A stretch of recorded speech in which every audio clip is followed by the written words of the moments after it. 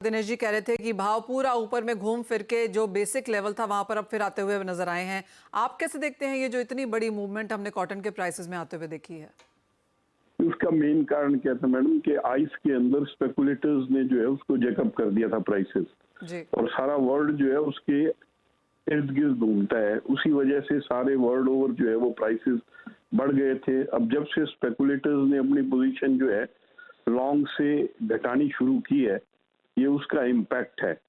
तो majority mainly वो speculator किस कारण से तेजी में आए थे वो तो उनकी स्टोरी उनको पता है।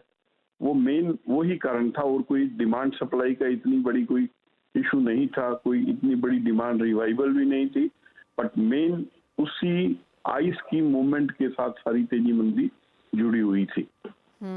राकेश जी, अब भारतीय बाजारों में क्या व्यू लेकर चलें, क्योंकि जो लेटेस्ट क्रॉप रिवाइज है वो ऑन दी अपवर्ड साइड आया है, यानी कि फसल बेहतर है। किस तरह की मांग है, किस तरह की मिल्स की तरफ से डिमांड है? देखिए, अभी रिसेंटली आइस के घटने की वजह से ओवरसीज यार्न डिमांड भी जो है वो काफी कम हुई है। अभी ईद के बाद में अभी जैसे बांग्लादेश स्टार्ट होगा, लोकल मिल स्टार्ट होगी। अब वो किस लेवल पे किस तरह के ऑर्डर्स आएंगे, मेन वो ही डिसाइड करेगा। अभी तक की जो सिचुएशन है वो थोड़ी सी डिप्रेस्ड है, क्योंकि बांग्लादेश से भी ऑर्डर्स नहीं आ रहे हैं। तो जब तक ऑर्डर्स नहीं आते हैं तब तक हम इसके अंदर किसी तरह की रिवाइवल नहीं देखते हैं। और इसके बाद में दूसरा, जब ऑर्डर आएंगे तो ही होगा। इसके बाद के अंदर अब ये बाजार जो है वो वेदर पे भी चलेगा।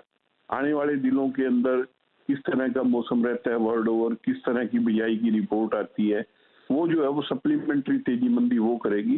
But for the time being ये लगता है we are close to bottom.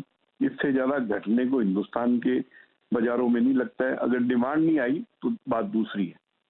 जी, जो बुआई के नंबर्स हैं वो ऑफ कोर्स अप्रैल मई में यहाँ पर कॉटन की छुटपुट बुआई नॉर्थ इंडिया में शुरू हो जाती है। क्या कुछ नंबर्स एट ऑल हमने वहां से आते हुए देखे हैं?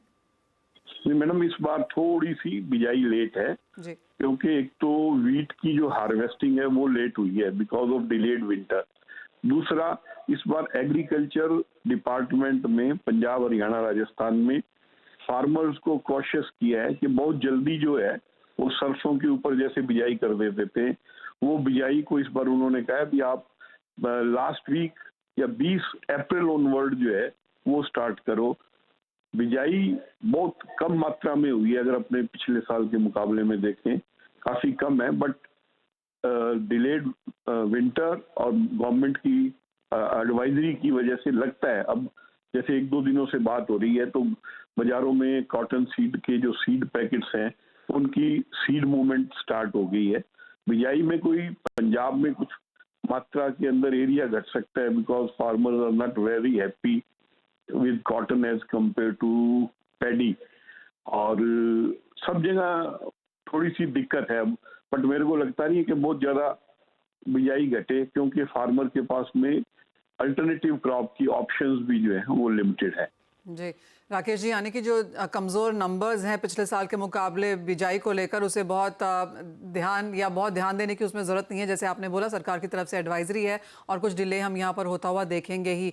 आपने ये भी कहा कि भाव एज ऑफ नाउ अपने बॉटम के आसपास हैं, तो यहाँ से अगर हम बुआई अगर लेट होता हुआ देखते हैं, जिस तरह की फसल एज ऑफ नाउ है, आवक है, मांग है, इन सब के चलते क्या रेंज बनते हुए देखते हैं फिर आप? मैडम, मेरे को तो ये लगता है, देखिए इससे घटना नहीं चाहिए, बढ़ेगा वो सब डिमांड पे है। अब 2 दिन चलती है तो आइस जब भागता है तो सबको कॉटन लेनी है, सबको धागा लेना है। जिस दिन आइस ठंडा हो जाता है उस दिन सब में ही जो है वो प्रेशर में आ जाते हैं। तो फिजिकल डिमांड ड्राइव अप होनी चाहिए। अब कब होती है दैट इज मेरे को ज्यादा इसलिए घटता नहीं लगता है। ओके, राकेश जी, बहुत शुक्रिया साथ जोड़ने के लिए। तो एक बॉटम के करीब करीब यहाँ पर प्राइस